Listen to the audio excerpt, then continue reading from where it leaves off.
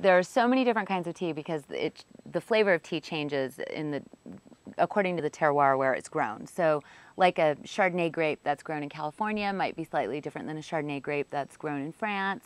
And tea is the same way. It's similar to wine in that it all comes from the same plant. Wine all comes from a vine.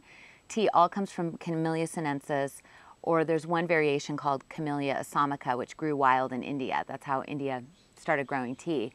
But the characteristics change depending on the type of environment that they're grown in. So if something's grown at a high altitude, it'll have a little bit more astringency, a little bit more of a delicate nature.